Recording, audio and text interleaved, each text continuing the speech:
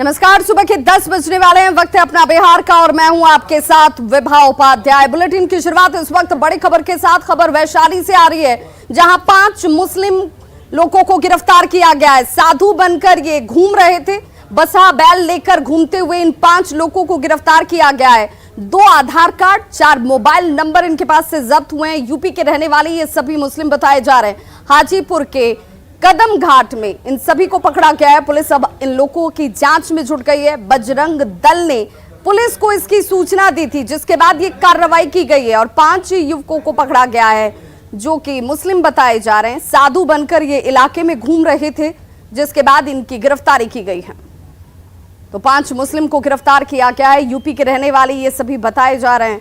साधु बनकर इलाके में घूमने के बाद पुलिस की तरफ से कार्रवाई की गई और इन सभी को पकड़ा गया है। तस्वीरें आपके टीवी स्क्रीन पर, और ये देखिए, ये वो 5 लोग जो कि यूपी के रहने वाले हैं। एक्सक्लूसिव तस्वीरें आपके टीवी स्क्रीन पर हैं और संवाददाता प्रफुल्ल कुमार हमारे साथ इस वक्त फोन लाइन पर हाजीपुर से जुड़ के हैं। प्रफुल्ल, ये 5 लोग किस मकसद से यहाँ पर साधु बनकर बसहा के तौर पर घूमते हुए नजर आए? जी देखिए, अब जिस तरह से ये मामला सामने आया है उसमें कहीं ना कहीं ये संदिग्ध है और ये पूरा मामला जो है वो 5 जो लोग हैं उनकी भी पहचान जो है वो पूरी तरह से, चूंकि 2 आधार कार्ड मिला है तो पूरी तरह से पहचान भी उनकी नहीं हो पाई। उन लोगों ने बताया कि वो यूपी के रहने वाले हैं। बजरंग दल इन लोगों का, चूंकि सावन का महीना चल रहा है और सावन के महीने में इस तरह की जो तस्वीर है वो आमतौर पे लोग देखते हैं कि बसहा बैल जो होता है, नंदी जिसे बोलते हैं, वो लेकर बहुत तरह के साधु जो है वो गली मोहल्ले घूम घूम कर भिक्षाटन करते हैं और पैसा और अनाज मांगते हैं। उसी कड़ी में बजरंग दल को ये सूचना मिली थी। कुछ इस तरह के लोग हैं जो दूसरे धर्म के हैं, मुस्लिम समुदाय से हैं, जो इस तरह के साधु का वेश धारण कर हाजीपुर के शहर के जो मोहल्ले हैं उसमें घूम रहे हैं। जिसके बाद 2-3 दिन की छानबीन करने के बाद बजरंग दल के कार्यकर्ताओं और बजरंग दल के जो नेता हैं उन लोगों ने आज गंडक किनारे जो कदम घाट है वहां पे सभी को पकड़ा और इसकी सूचना जो है वो नगर थाना को दी। नगर थाना मौके पर पहुंची और सभी संदिग्धों से जब पूछताछ की तो पता चला, सभी ने बताया कि वो यूपी के रहने वाले हैं और इनके अलावे और भी कुछ लोग उत्तर प्रदेश या और दूसरे राज्यों से यहाँ पे आए हुए हैं, जो हिंदू बनकर और गली मोहल्ले में घूमते हैं, बसा बैल लेकर जाते हैं, लोगों से पैसा और प्रफुल्ल, तो ये माना जाए कि सिर्फ ये 5 लोग जिन्हें गिरफ्तार किया गया है, बस ये 5 नहीं है, इससे पहले भी कई टोलियों में लोगों की मौजूदगी हिंदू के तौर पर या साधु संतों की वेशभूषा में इन इलाकों में मौजूद है? जी बिल्कुल, अभी भी अब जो बात इन लोगों ने बताई है उसके अनुसार हाजीपुर ही नहीं, हाजीपुर के आसपास और दूसरे जिले में भी इस तरह के जो लोग घूम रहे हैं और जो बसहा बैल लेकर गली मोहल्ले में जा रहे हैं। तो उसमें इस समुदाय और मुस्लिम समाज के जो लोग हैं वो इस काम को कर रहे हैं और उसमें बड़े पैमाने पर जो लोग हैं वो इससे जुड़े हुए हैं। तो प्रफुल्ल, लेकिन क्या इन लोगों ने इस बात की जानकारी दी है कि क्यों हिंदू बनना पड़ा, क्यों साधु के वेश में घूमने की जरूरत आन पड़ी? बात जब उनसे पूछताछ की गई तो उन लोगों ने स्पष्ट तौर पे कहा कि वो अपना जीवन यापन करने के लिए भिक्षाटन कर रहे थे, लेकिन ये कहीं न कहीं से इस बात के पीछे कोई साजिश रखती लग रही है, जो बजरंग दल ने भी आशंका जाहिर की और पुलिस जो है उस आशंका को लेकर जो है उनसे पूछताछ कर रही है कि आखिर क्या ऐसी नौबत आ गई कि मुस्लिम व्यक्तियों को जो है वो साधु बनकर और मोहल्ले में घूमना पड़ रहा है और इस तरह से भिक्षाटन करना पड़ रहा है। तो इस तमाम बातों का जो है वो पुलिस पदाधिकारी भी अभी नगर थाना पहुंचे हैं और जो भी संदिग्ध 5 जो संदिग्ध पकड़े गए हैं उनसे पूछताछ की जा रही है कि आखिर क्या ऐसी नौबत आ गई कि बिल्कुल। और इनके साथ साथ और जो तमाम लोग दूसरे इलाकों में इसी वेशभूषा में इसी तरीके से भिक्षाटन कर रहे हैं, उन तक भी अब पुलिस को पहुंचने की एक बड़ी चुनौती नजर आती है। बहुत बहुत शुक्रिया प्रफुल्ल तमाम जानकारी के लिए। पन्नी में मिला है कि इतना पैसा इन लोग है, उससे तो गिनती नहीं की है। 5 गो मोबाइल है और 2 गो आधार कार्ड। आधार कार्ड कहाँ का है? आधार कार्ड वहीं का है बोले आपको आधा बात सुनते हैं। आधार कार्ड वहीं का, यहाँ के निवास है वहीं का आधार कार्ड है दोनों का।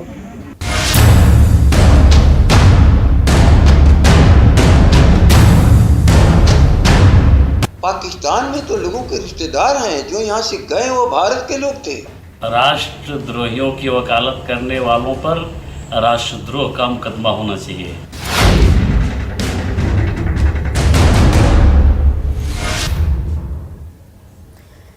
जब वोट बैंक की बात आती है तो सियासी दल राष्ट्रीय सुरक्षा जैसे अहम मुद्दों पर भी सियासी रोटियां सेकने से बाज नहीं आते हैं। ऐसा ही कुछ आरजेडी की तरफ से किया जा रहा है। राष्ट्र विरोधी गतिविधियों से आरोप में जब से पटना में संदिग्ध आतंकियों की गिरफ्तारी की शुरुआत होती है, तब से आरजेडी नेताओं में अनर्गल बयान देने की जैसे होड़ सी लग गई है। इस कड़ी में आरजेडी के प्रदेश अध्यक्ष जगदानंद सिंह का नाम भी जुड़ गया, जिन्होंने न सिर्फ संदिग्ध आतंकियों का बचाव किया बल्कि राष्ट्र विरोधी गतिविधियों से हिंदुओं और आरएसएस को भी जोड़ दिया।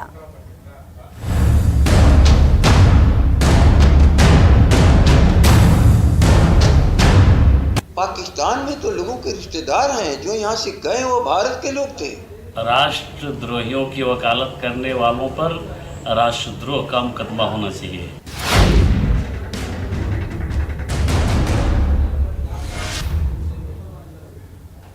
तो पहले आरजेडी के नेता श्याम रजक और अब प्रदेश अध्यक्ष जगदानंद सिंह संदिग्ध आतंकियों के समर्थन में आ गए हैं। जगदानंद सिंह ने न सिर्फ संदिग्ध आतंकियों का बचाव किया बल्कि 2 कदम आगे बढ़कर हिंदुओं और आरएसएस को पाकिस्तान का एजेंट करार दे दिया।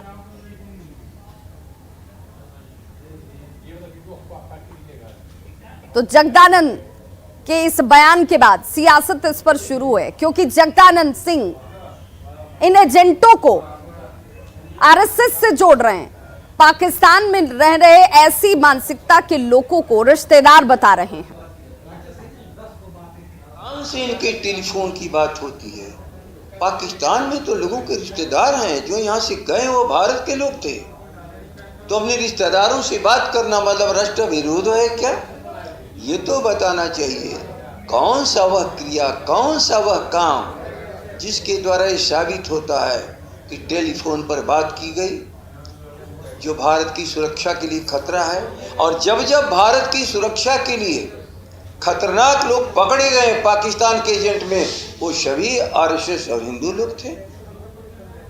तो आरजेडी के प्रदेश अध्यक्ष जगदानंद सिंह ने संदिग्ध आतंकियों को लेकर जो बयान दिया, उस पर सियासी बवाल मच गया है। सत्ता पक्ष के नेताओं ने तो जगदानंद सिंह के खिलाफ कार्रवाई करने और राष्ट्रद्रोह का मुकदमा दर्ज करने तक की मांग कर दी। महत्वपूर्ण घटनाक्रम जो राष्ट्रीय सुरक्षा से जुड़ा हुआ था, उसका पटना पुलिस ने उद्भेदन किया। और ये देश की राष्ट्रीय सुरक्षा से जुड़ा हुआ ऐसा मसला जिसमें केंद्रीय एजेंसी का भी बाद में सहयोग लिया गया, तो स्वाभाविक ऐसे सवाल को राजनीति के नजरिए से देखना जो राष्ट्रीय सुरक्षा से जुड़ा हुआ सवाल है। और बिहार में जो हमारी कार्य प्रणाली रही है, न कोई किसी समुदाय को टारगेट कर सकता है, न कोई किसी को परेशान कर सकता है, लेकिन कानून के नजरिए में जो अपराध है वह अपराध होता है। जगता बाबू क्या है? वो हिंदू नहीं हैं, वो रिटायर हो चुके हैं। उनका मानसिक संतुलन इस समय ठीक नहीं है, अवस्था के साथ किसी के साथ हो सकता है। तो तेजस्वी यादव जी को पार्टी आगे चलाना है तो ऐसे व्यक्ति को कम से कम अध्यक्ष के पद से मुक्त कर देना चाहिए। राष्ट्रद्रोहियों की वकालत करने वालों पर राष्ट्रद्रोह का मुकदमा होना चाहिए। तो जगदानंद सिंह के बयान पर बिहार की राजनीति गर्मा गई है। बिहार में राजनीतिक दल उनके बयान को अपने अपने तरीके से पेश कर रहे हैं। महागठबंधन में आरजेडी के साथ रहने वाले कांग्रेस का यह कहना है कि बीजेपी और आरजेडी दोनों ही अपने अपने तरीके से संगठन का इस्तेमाल कर रहे हैं। वहीं जेडीयू बीच का रास्ता निकालते हुए ये कह रही है कि बिहार में कानून का राज है और वो किसी को भी नहीं बख्शते हैं। वहीं आरजेडी ने जगदानंद सिंह के बयान का समर्थन किया कि जहां कहीं भी भाजपा की सरकार है या भाजपा के समर्थन से सरकार चल रही है, आरएसएस ने वहां पीएफआई या इस तरह के अलग अलग संगठनों के मॉड्यूल खड़े किए हैं ताकि समाज में हिंदू मुस्लिम के बीच तनाव बना रहे और भाजपा को फायदा पहुंचता रहे। दुर्भाग्य से बिहार में राजद इसी तरह की राजनीति कर रहा है। जिस तरह से आरएसएस 80% हिंदुओं को 16% मुसलमानों का डर दिखाता है, उसी तरह बिहार में राजद मुसलमानों को आरएसएस और भाजपा का डर दिखा रहा है। ये दोनों अपने अपने राजनीतिक फायदे के लिए कर रहे हैं और ये देश के लिए, समाज के लिए, राज्य के लिए गलत है। बोलता है नहीं बोलता है, इन सारे तथ्यों पर हम लोग कोई ध्यान नहीं देते हैं। बिहार में कानून का राज स्थापित है और जो कोई गड़बड़ करता है वह कानून के हिसाब से उन पर कार्रवाई होती है और हमारा ट्रैक रिकॉर्ड रहा है।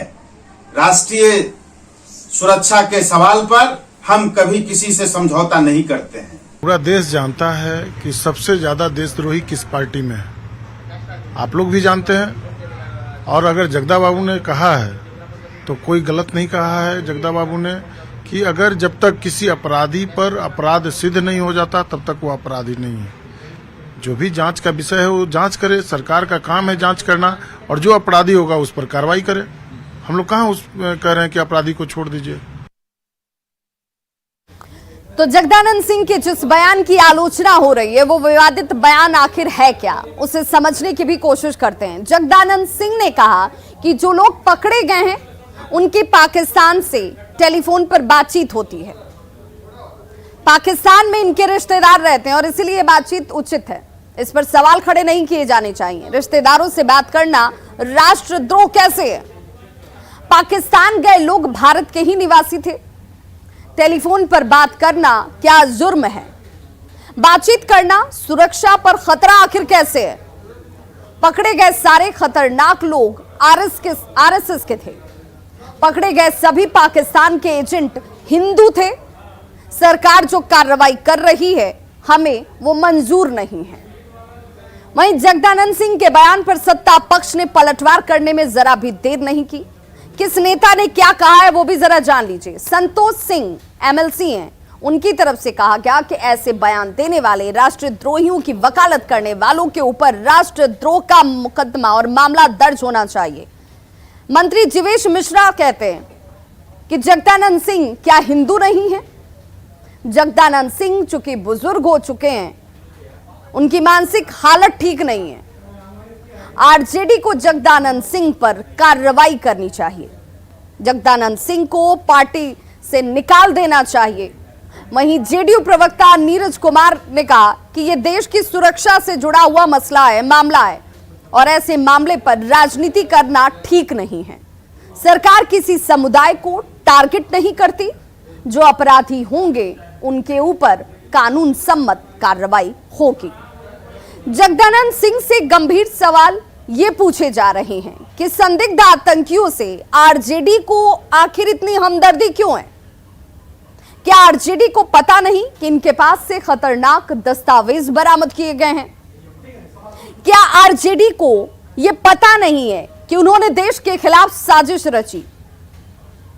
क्या आरजेडी को यह पता नहीं है कि देश पर इस्लामिक शासन ये लोग चाहते हैं? क्या आरजेडी को यह नहीं पता कि खतरनाक हथियारों की ट्रेनिंग इन लोगों की तरफ से दी जा रही है? क्या आरजेडी को यह पता नहीं कि मुस्लिम युवाओं को गुमराह करने की कोशिश ये कर रहे हैं? पीएफआई के समर्थन में आरजेडी क्यों है, यह बड़ा सवाल है। पीएफआई की तुलना आखिर आरएसएस से आरजेडी क्यों कर रहा है और हिंदुओं को पाकिस्तान का एजेंट क्यों बता दिया गया? ये वो तमाम सवाल हैं जिनके जवाब जगदानंद सिंह से लेकर आरजेडी को जरूर देने चाहिए। पटना से हमारे संवाददाता अमित हमारे साथ इस वक्त सीधे लाइव जुड़ गए। अमित, सियासत में सियासी पार्टियां क्या इस कदर अंधी हो गई हैं कि उन्हें राष्ट्र और राष्ट्र हित नजर नहीं आ रहा?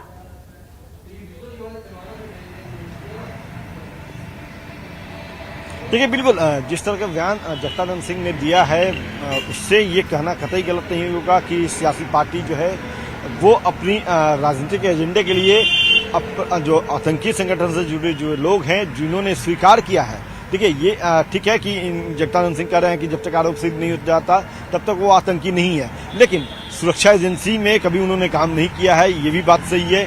दूसरी जो बड़ी बात है कि जो सुरक्षा एजेंसी है, चाहे बिहार पुलिस हो, पटना पुलिस, या फिर बात एटीएस की कर ले, एनआईए की कर ले, या आईबी रॉ की कर ले, तो ये वो सुरक्षा प्रहरी हैं जो दिन रात अपनी मेहनत मशक्कत करके ऐसे जो उन्मादी लोग हैं इनको न सिर्फ गिरफ्तार करते हैं बल्कि इनसे पूछताछ करके आगे की जो कानूनी कार्रवाई है वो करते हैं। तो ये जब पूछताछ हुई है तो खुद मरगूब हो या फिर उसके साथ साथ अन्य जो लोग थे, जो अतहर है या अरमान है, सभी ने यह स्वीकारा है कि देश में उन्माद फैलाने की प्लानिंग की जा रही थी। पाकिस्तान से इसके तार जुड़े हुए थे, बांग्लादेश के जो आतंकी संगठन के जो लोग हैं वो सपोर्ट कर रहे हैं। तो अब ऐसे में इस तरह का बयान सिर्फ और सिर्फ राजनीतिक फायदे के लिए देना कहीं से भी उचित नहीं माना जाएगा।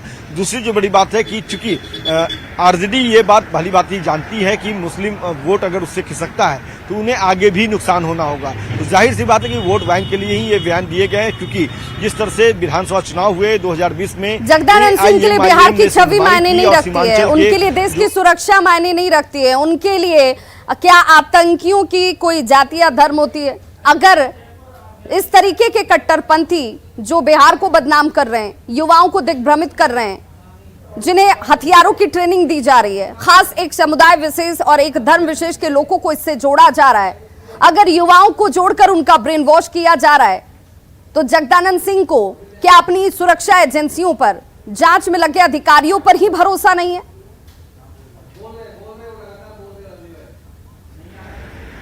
देखिए, बड़ा सवाल यही है, क्योंकि जो आरजेडी के तमाम जो विधायक हैं, चाहे नेता प्रतिपक्ष हों या पूर्व विधायक हैं, सभी जो है अंगरक्षक लेकर के चलते हैं। आखिर क्यों? क्योंकि उनको भरोसा है कि अगर हमारे ऊपर किसी तरह का हमला होगा तो ये सुरक्षा प्रहरी जो है वो हमें बचाएंगे। इसी तरह से जो देश की जो सुरक्षा है वो सुरक्षा एजेंसियों के हाथ में है। सुरक्षा में जहां भी सेंधमारी होती है, जैसे भी इनपुट मिलते हैं, उस इनपुट के आधार पर उसे खंगाला जाता है और फिर उस शख्स को गिरफ्तार किया जाता है, हिरासत में लेकर के पूछताछ की जाती है और आगे की कानूनी कार्रवाई की जाती है। वही तमाम जो चीजें हैं वो फुलवारी मॉड्यूल या फिर बात करें ताहिर से जुड़े हुए मामले में भी हो रहा है। जो सुरक्षा एजेंसी हैं वो उनसे पूछताछ किया, फौरी तौर पे पूछताछ में उन्होंने अपना अपराध कबूल किया, उसके बाद उनकी गिरफ्तारी हुई, आगे रिमांड पर लेकर के पूछताछ की गई और अभी भी रिमांड में 2 ऐसे जो लोग हैं फुलवारी मॉड्यूल से जुड़े हुए, उनसे पूछताछ हो रही है।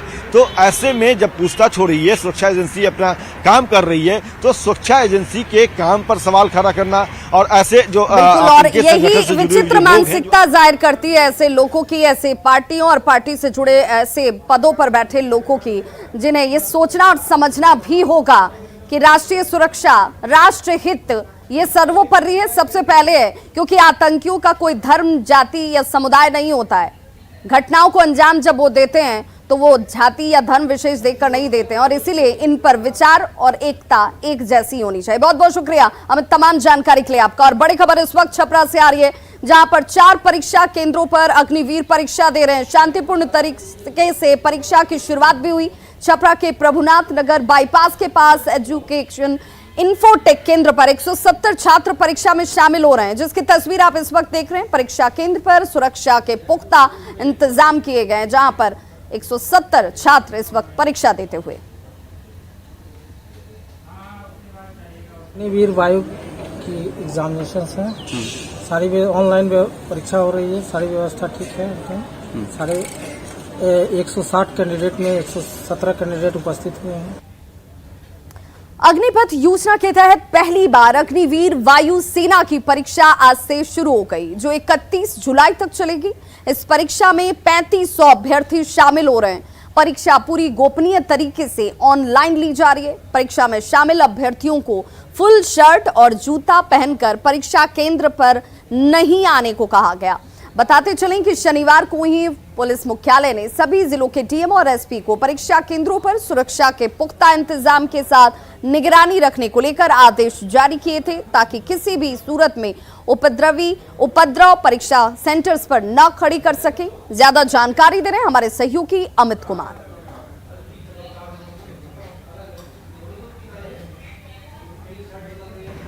अग्निपथ स्कीम के तहत पहली बार अग्निवीर वायु के लिए आज से एग्जाम शुरू हुआ है, जो 31 जुलाई तक चलेगा। बताते चले कि इस दौरान जो है 3500 अग्निवीर वायु की जो है वो बहाली होगी, चयन होगा। और बताते चले कि पटना में 13 सेंटरों पर अग्निवीर वायु फेज़ 1 की ऑनलाइन परीक्षा जो है वो आज से लेकर के 31 जुलाई तक चलेगी। बताते ये भी चले कि जो अधिसूचना के अनुसार 3 सेट में यह परीक्षा जो है होगी। सभी सेट के विषय और समय अलग अलग होंगे। पहला सेट विज्ञान का होगा, दूसरा जो सेट है वो अंग्रेजी का होगा जो 45 मिनट का होगा। इसके अलावा तीसरा सेट जो है वो जनरल रीजनिंग का होगा जो 85 मिनट का होगा। सभी सवाल 12वीं स्तर के होंगे। मालूम हो कि पहली बार ऐसी परीक्षा का आयोजन किया जा रहा है, जिसमें देश भर से अग्निपथ योजना के तहत वायुसेना के 3500 पदों पर बहाली जो है वो उसकी प्रक्रिया चल रही है। बिहार के कुल 26 सेंटर बनाए गए हैं। बिहार में सबसे अधिक पटना में सेंटर बनाए गए हैं और इसी की तस्वीर हम दिखा रहे हैं कि ये देखिए, ये जो खगौल स्थित जो एक सेंटर है जहाँ की तस्वीर दिखा रहे हैं। बताते चले कि ये तमाम अग्निवीर जो है पूरी तैयारी करके आए हैं और इस परीक्षा में ना तो जूता पहनने का परमिशन है और ना ही फुल शर्ट्स पहन करके अभ्यर्थी जो है वो आ सकते हैं। तो देख सकते हैं कई अभ्यर्थी जो है जो फुल शर्ट पहन करके आए थे वो यहाँ पे सेंडोगंजी में अब अंदर जा रहे हैं, परीक्षा देने जा रहे हैं। ये पूरी परीक्षा की प्रक्रिया जो है वो ऑनलाइन है। सुबह से ये परीक्षा शुरू होगी जो शाम तकरीबन 5:45 तक चलेगी और कहा जा रहा है कि 3 पालियों की परीक्षा में 190 अंक के प्रश्न जो है वो आएंगे। गलत जवाब देने पर 0.25 अंक काटे जाएंगे। अभ्यर्थियों को काला और नीला पेन लेकर के पासपोर्ट साइज का 2 फोटो लेकर के आने को कहा गया था। बताते चले कि अगस्त में दूसरी फेज की परीक्षा होगी और उसके बाद जो है 21 से 28 अगस्त तक ये दूसरी फेज की परीक्षा होगी। जब ये दोनों फेज अभ्यर्थी पास कर लेंगे तो तीसरी फेज की जो परीक्षा होगी वो दौड़ की होगी। 6.5 मिनट में 1600 मीटर का दौड़ जो है जो सफल अभ्यर्थी होंगे पहली फेज और दूसरी फेज के, उन्हें पास करना होगा और तभी वो जो है अग्नि पथ स्कीम के तहत अग्निवीर वायु के जो है जवान बन पाएंगे। और यहाँ पे देख सकते हैं कि पूरी